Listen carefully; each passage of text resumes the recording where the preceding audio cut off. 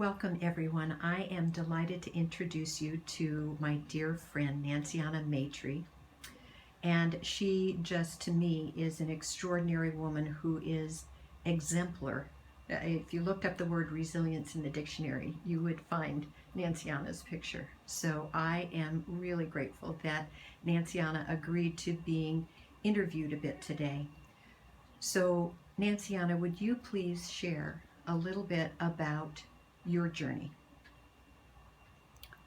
I am a dance instructor. I danced for 17 years. Then I started to notice in 1993 that my leg was getting weak. And I went along for another 7 years, I guess, before I got diagnosed with multiple sclerosis. Mm-hmm. And so I've been living in a nursing home now for 13 and a half years. Mm-hmm. And I'm living in a wheelchair, unable to move legs or arms, just my neck and my head. Yeah. And yes, I can move my jaws quite well. I'm grateful that I can still talk. Yeah. And that I still have a sense of humor. My brain works quite well.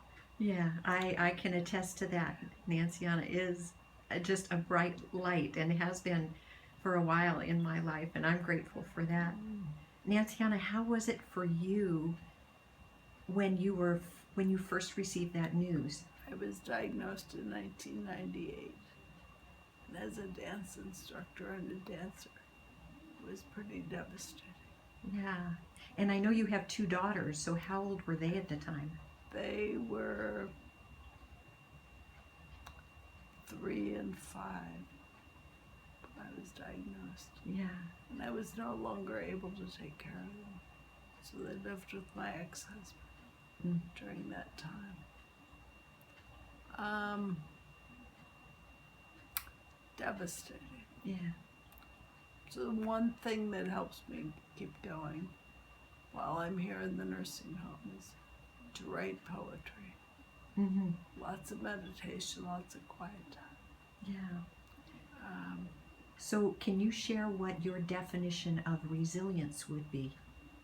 Resilience is moment by moment choosing to get back up on my feet, go the next step. Yeah. Not literally on my feet, actually, Yeah. but just moment by moment realize I can frame this differently. I know that so often I can have what I think is a tough day, and then you become such a powerful reference point for me of how to just shift, how important it is just to shift one's attitude. But I know a lot of people who would have given up long before this moment. Well, believe me, I have given up at times. Mm-hmm. There was times of being so angry and upset about it all. I was not very pleasant to be.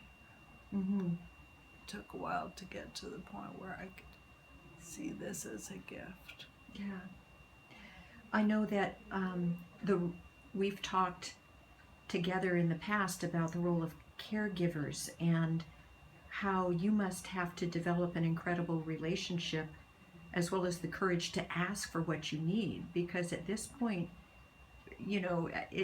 I remember that when it really settled in for me that even to scratch your own head, you would have to ask to have your fingernails filed, to just for the basic dignity and opportunity that most of us still have. You've had to become willing to ask and receive. So tell me just a little bit about how that is for you. Well, I got practice asking right away because I no longer had my husband in the room, in the house, or my children. Yeah. So I had to ask my friends. And as a result of learning to ask and receive, the universe has provided an abundance of friends and angels that help me. And it's a win-win You know, I can listen. I extend my love Mhm. and my listening. I do what I can. And they are happy to come help me. Yeah. So, the universe, thank you very much, has been very gracious. Well, I know in my experience of you that you seem to use this as an opportunity to deepen your spiritual connection Absolutely. and your creative connection. What else do you do with a serious illness? Mm-hmm. You have to find a new way of being. Mm-hmm. And I have done that. You know, it's been 24 years since the illness began. Right. And so, with all that time, I was resentful at first. But now I can see it as a blessing. Yeah. And there's lots of little blessings along the way. For one, I would not have met you, Rhonda, if it wasn't for my being in a nursing home, having MS in a wheelchair. Thank you. It's been a mutual blessing. I mean, it's a gift to me to have you in my life. I continue to be in awe by how your poetry has deepened and expanded and gets channeled through you as your way of being. So could you share one of your poems with us? Yes, we'll recite one of them. It's called Come What May. There is a house outside my window of branches, leaves, and bark, befitting a fine feathered friend. A house finch has just landed, ruddy red, taupe, ashen brown, all variegated from head to tail. Yellow beak, brown feet.